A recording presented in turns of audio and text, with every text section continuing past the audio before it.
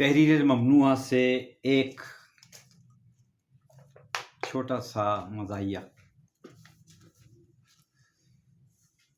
Hair clip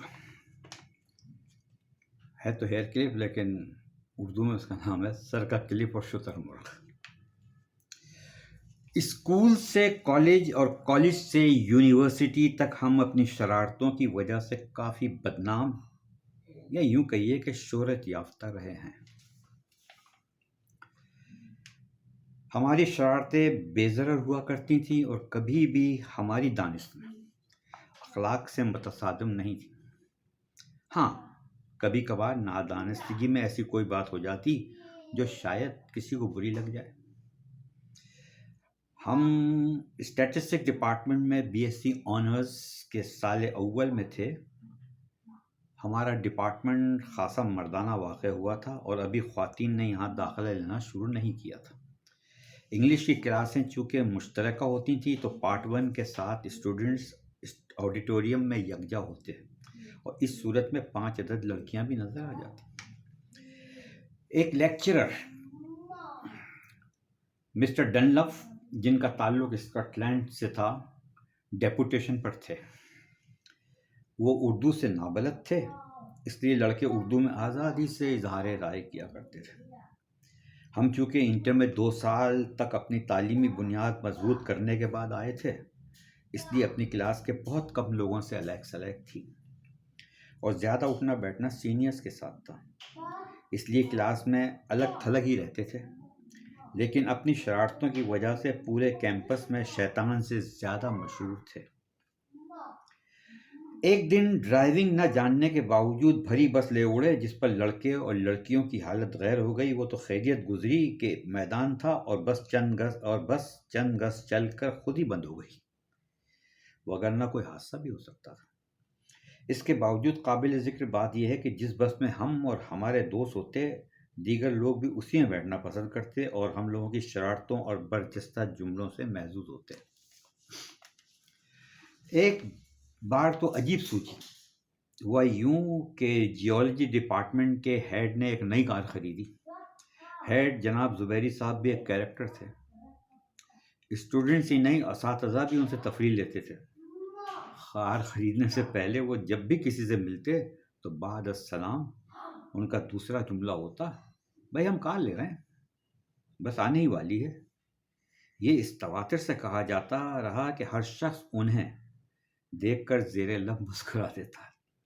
چند دن بعد جب کار آئی تو ہر ایک کی ہنسی نکل گئی، کیونکہ سب سمجھ رہے تھے کہ شور کے مطابق کم از کم شیوی نہیں تو اوپل ضرور ہوگی۔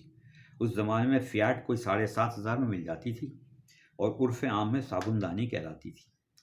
صابن دانی دیکھ کر ہماری رگ ظرافت پھڑک اٹھی اور ہم چند دوستوں نے منصوبہ بنایا اور موقع دیکھ کر 25-30 لڑکے اکٹھے کیے اور کار کو اٹھا کر دور ایک 5 فٹ اونچے چبوترے پر رکھ دیا اور ادھر ادھر ہو کر زبیری صاحب کا انتظار کرنے لگے۔ کچھ دیر بعد جب وہ آئے اور اپنی کار پارکنگ لاٹ میں نہ دیکھی تو ان کی حالت قابل دید تھی۔ ہم فوراً پہنچے اور پریشانی کا سبب پوچھا۔ گلوگیر آواز میں بولے، یار ہماری کار شاید کوئی لے گیا۔ ہم نے فوراً دوستوں کو آوازیں دیں اور کار تلاش کا کام شروع ہو گیا۔ کچھ دیر بعد کار کی دستیابی کا مزدس ملا اور سب لوگ وہاں پہنچ گئے۔ دجسنا کافی لوگ بشمول لیکچرر صاحبان سب جمع ہو چکے تھے۔ ہر شخص گاڑی کو اتنی اونچائی پر دیکھ کر محظوظ ہو رہا تھا۔ ایک نے تو زبیری صاحب سے پوچھ بھی لیا، سر آپ نے اسے یہاں چڑھایا ہے کیسے؟ جواب ملا، میں نے نہیں، نہ جانے کون بدبخت کر گیا۔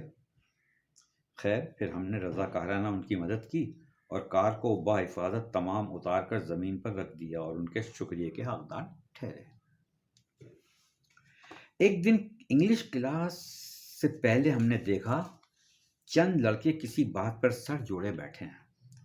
ہمیں دیکھ کر شامل گفتگو ہونے کی درخواست کی۔ ایک نے کہا، کیفی صاحب، آپ نے نوٹ کیا کہ کلاسیں شروع ہوئے 2 ماہ ہو چکے ہیں، لیکن ایک دن بھی ایسا نہیں جب کیمسٹری ڈپارٹمنٹ کی کہکشاں بالوں میں ایک مخصوص اسٹین لیس اسٹیل کا کلپ لگائے بغیر آئی ہو۔ ہم لوگوں میں شرط لگی ہے کہ جو یہ کلپ اتروانے یا بدلوانے میں کامیاب ہوگا اس کو ہم لوگ پارٹی دیں گے اور فلم پر بھی لے جائیں گے۔ ہم نے کہا ٹھیک ہے، لیکن یہ سب شائستگی کے ساتھ ہونا چاہیے۔ طے پایا کہ پہلے 2 دن وہ کوشش کریں گے، ناکامی کی صورت میں ہمیں موقع دیا جائے گا۔ ہمارے لیے ایسا چیلنج ملنے کا یہ پہلا اتفاق تھا۔ ہم دعا گو تھے کہ ہماری باری نہ ہی آئے تو اچھا ہے۔ کلاس شروع ہوئی۔ کلاس شروع ہونے میں ابھی کچھ وقت باقی تھا، اس لیے ہم کینٹین چلے گئے۔ کلاس شروع ہونے پر جب کلاس میں پہنچے تو ہم نے دیکھا بورڈ پر جلی اور حروف میں لکھا تھا، آپ کا یہ کلپ کیا پلاٹینم کا ہے جو اتنا پسند ہے؟ ہم نے دیکھا کہ لڑکیوں نے بھی پڑھا، ایک دوسرے کی طرف دیکھا اور مسکرا کر مسٹر ڈنلپ کے لیکچر کی طرف متوجہ ہو گئیں۔ ہم سب کو دوسرے دن کا انتظار تھا کہ دیکھیں کیا ری ایکشن ہوتا ہے، لیکن سب پر اس وقت اوس پڑ گئی جب دیکھا کہ وہی کلپ بدستور موجود تھا۔ اب دوسرے گروپ کی باری تھی، جبکہ ہماری باری آنے میں پورا 1 دن باقی تھا۔ ہم پر گھبراہٹ طاری تھی کہ اگر ہم بھی ناکام ہوئے تو بڑی سکی ہوگی۔ خیر، کلاس میں گئے تو آج دوسرا جملہ دیکھا۔ کسی نے لکھا تھا، نہیں بھائی ہے تو اسٹیل کا ہی لیکن ہے ایک ہی، اس لیے مجبوری ہے۔ اس جملے کا نتیجہ بھی وہی رہا اور ہماری پریشانی میں اضافہ ہو گیا۔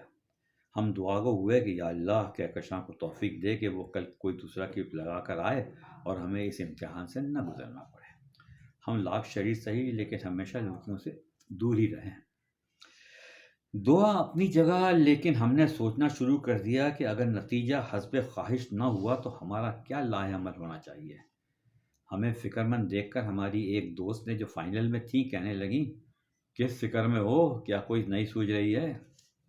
ہم نے کہا سوجی تو نہیں رہی ہے، شرط کے مطابق اس کا ذکر کسی سے بھی نہیں کرنا تھا، اس لیے ہم نے اسے اصل بات کی ہوا بھی نہ لگنے دی، مگر ویسے ہی تذکرتاً پوچھا، یہ پارٹ 1 کی لڑکیاں کس کا معاشقی ہیں؟ بولی آپ ہی کے اسکول آف تھاٹ کی ہیں۔ ہنسی مذاق اور شوخیوں سے بھرپور، لوگوں کے نام رکھنا اور مذاق اڑانا ان کا دلچسپ مشغلہ ہے۔ سن کر بڑا سکون ملا۔ ہم نے اطمینان کی سانس لیتے ہوئے کہا اچھا؟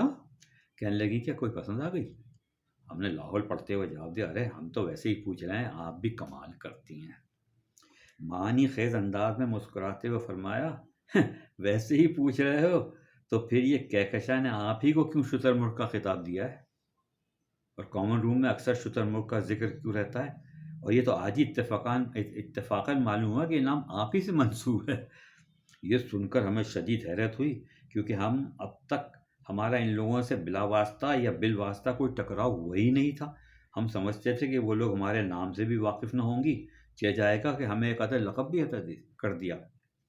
خیر، یہ ہمارے لیے آسانی ہو گئی کہ اب ہم مورد الزام نہ ہوں گے کہ پہلا پتھر ادھر سے آیا ہے۔ اس رات ہم نے تیاری مکمل کر لی اور بے فکری سے یونیورسٹی پہنچ گئے۔ یہ خبر بھی مل گئی کہ کلپ جوں کا تو موجود ہے اور دوسرا گروپ بھی ناکام ہو گیا ہے اور اب وہ لوگ ہم سے امید لگائے بیٹھے ہیں۔ ایک بولا، یار اگر آپ بھی ناکام ہو گئے تو ہم انگلش کی کلاس اٹینڈ کرنا ہی چھوڑ دیں گے۔ ہم نے کہا ارے کوشش کرتے ہیں، انشاءاللہ آپ لوگوں کی دعاؤں سے اس کلپ کا یہ آخری دن ہے اور کل شام پارٹی اور فلم پکی۔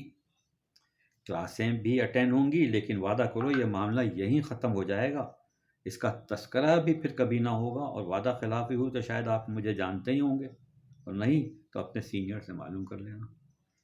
سب نے یک زبان ہو کہا ارے نہیں بھائی، وعدہ رہا، آج کے بعد ہم یہ سب بھول جائیں گے۔ بہرکیف پھر ہم کلاس شروع ہونے سے کافی پہلے آڈیٹوریم پہنچ گئے اور بسم اللہ پڑھ کر رات کو کہا ہوا ایک قطعہ بورڈ پر لکھ کر باہر آ گئے اور کلاس شروع ہونے کا انتظار کرنے لگے۔ ہم سب مسٹر ڈنلپ کے آنے سے پہلے اندر پہنچے اور کہکشاں و دیگر لڑکیوں کے چہرے کے تاثرات دیکھنے کے لیے اپنی مقررہ سیٹوں پر بیٹھ گئے۔ چند ہی لمحوں بعد لڑکیوں نے اپنی نشستوں پر بیٹھتے ہوئے پہلے تو ایک سرسری نگاہ بورڈ پر ڈالی، مگر فوراً ہی بھرپور توجہ سے پڑھنے لگی۔ ان کی حالت قابل دید تھی، خاص کر کہکشاں کی۔ وہ ایک دم پلٹی اور ہمیں ایسی شکایت بھری نظروں سے دیکھا کہ ہم شرمندہ ہو گئے۔